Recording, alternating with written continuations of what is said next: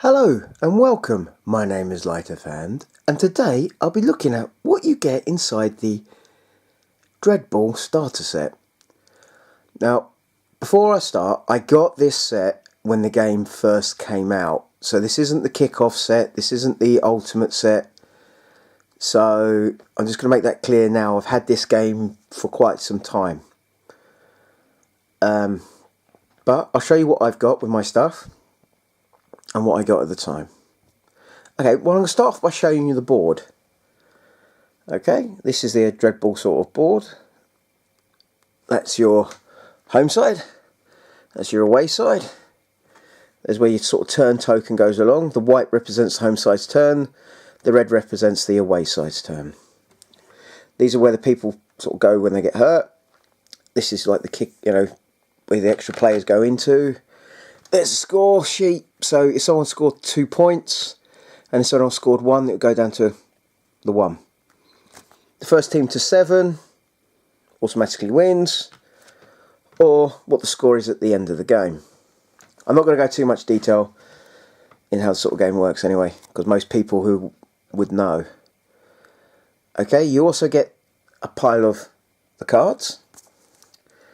There's the one for the, you turn them over, you shake them up to decide who's home, who's away in a friendly sort of game. As I'll pick this up and I'll show you, because there's a big pile of cards there. So as you can sort of see, this one here would be a striker or jack throw action. So you pick up these cards. Well, I know the humans get 2 and the orcs get 1. You hide them sort of underneath there, but sometimes you randomly pull them out. That square there represents how far the referee would move on the board. The referee starts on this square over there and sort of moves along. So say the referee was there, at the end of a turn you flip one of these over, not yourself but from the main pile, you pull it down and then the referee will move at 6. Also, if you have an event, you pull the event card out, which is, I'll show you what this event here is. Sorry about this, guys. This event here is Bloodthirsty Fans. Go on, kill him. Any injuries that are inflicted generate a fan check for the team that causes it. Now that's very good actually. So you'd slightly hurt someone and so on, you'd get a fan check. But some of these event cards would randomly cause someone to be picked randomly. So what you do is you pick out another card, I'll let it focus, and the player that's number 9 on the opponent's sheet, that if they're on the field, it would be them. If it's not them, it then moves down to the player that be number 2 on the sheet. If they've, say, gone into the injury box or not on the field, it would move further down and so on. Okay. Oh, you also get your team sheets. Never use them, not because I've not wanted to, I've just always seemed to play the basic teams. You're only allowed up to 14 players, sorry. And sort of notes, sort of attributes, which is your skills, the value of the player, and their other sort of like ranks and so on. Okay, you get, well, I can't remember if I got this with my set. I don't think you get these anymore. They're acrylic tokens, and I found these very useful, but I know every set comes with these. And in a turn, you only get 5 actions in your sort of turn. And this is what these represent. A player can perform 2 actions in a turn, or team of the 2 actions, or can perform a card as well, or 3 actions if they've rolled certain things. Now I think that's the score token, so to keep the, and I think that one's the turn. I'm not 100% sure. I know that one's basically if someone like got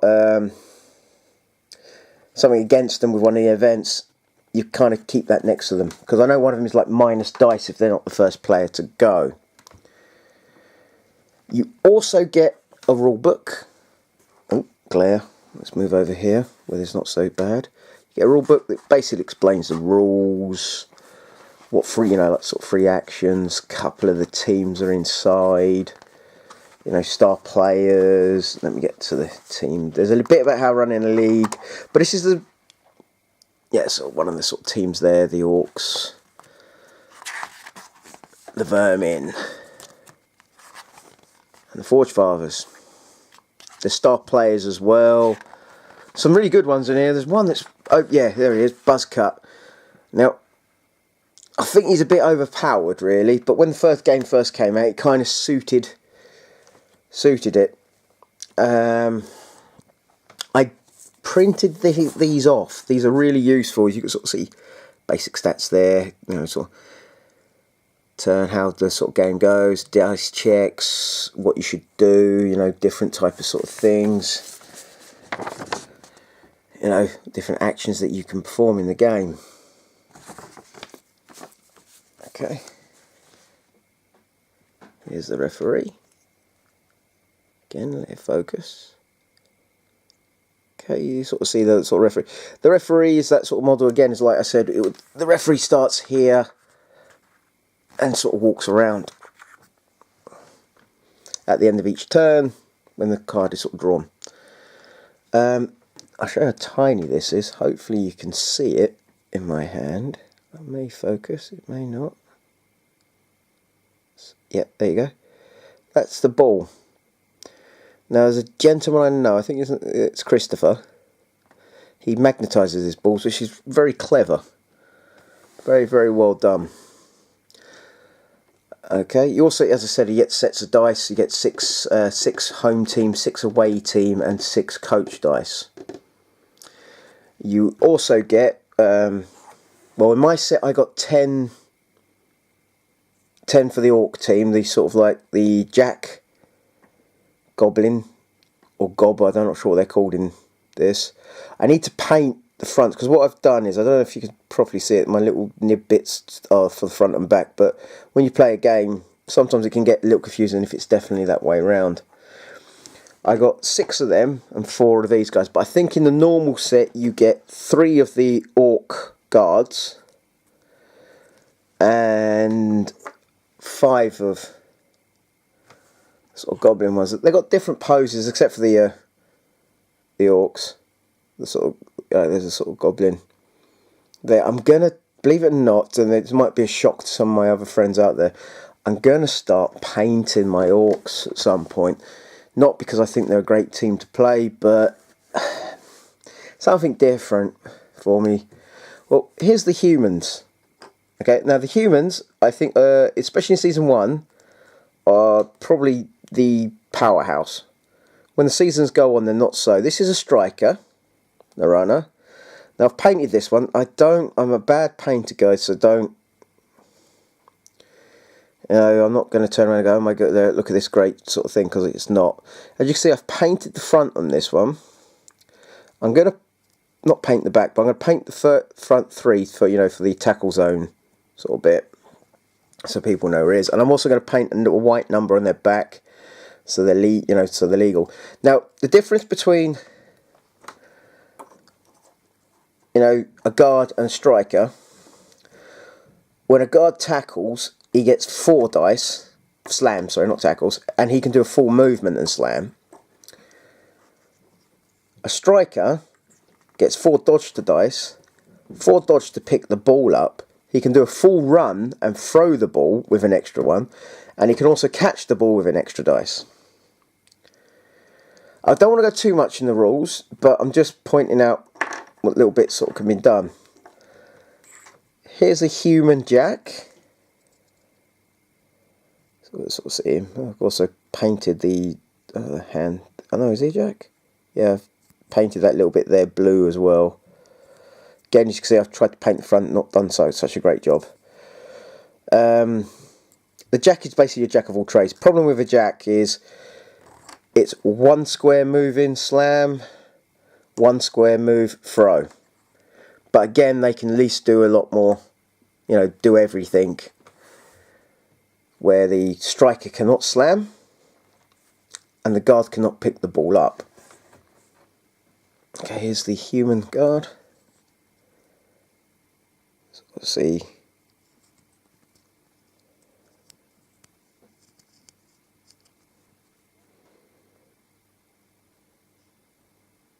It's not bad. Actually, do you know what? It's probably some of the better models I've painted, and as I said, it's not a great painting job either.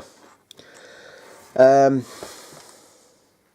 reason why I've done this video, guys, is I've done a lot of Star Wars games, and I did a video a little while ago saying how I wanted to do a dreadball sort of video, because it's one of my other favourite games.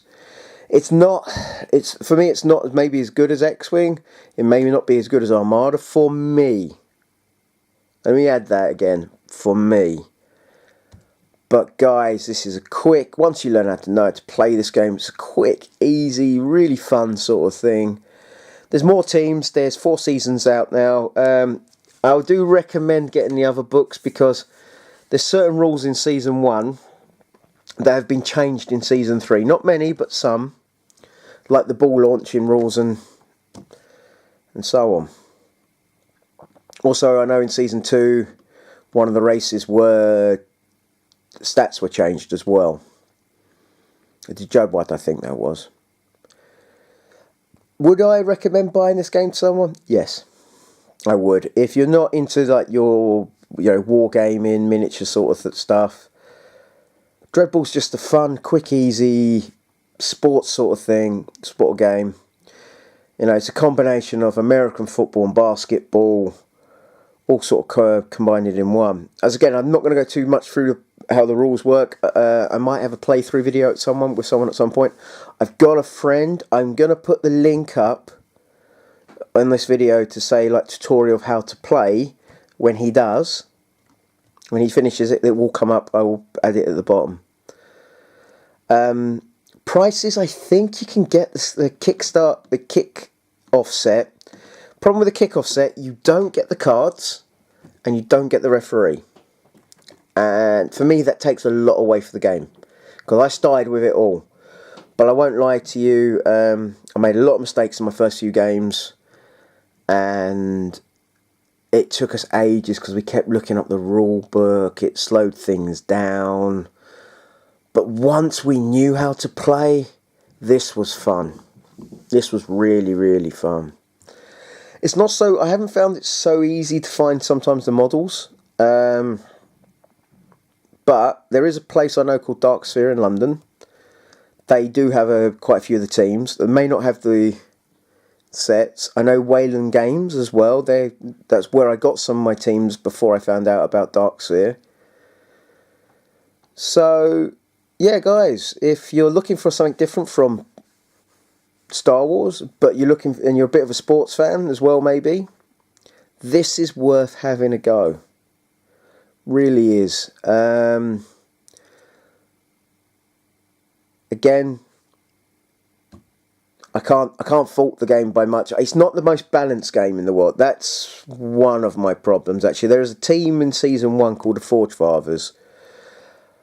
I've never won with them, but I did lose against them in another game one time. My mate did really, really well in that game. I can't knock him at all.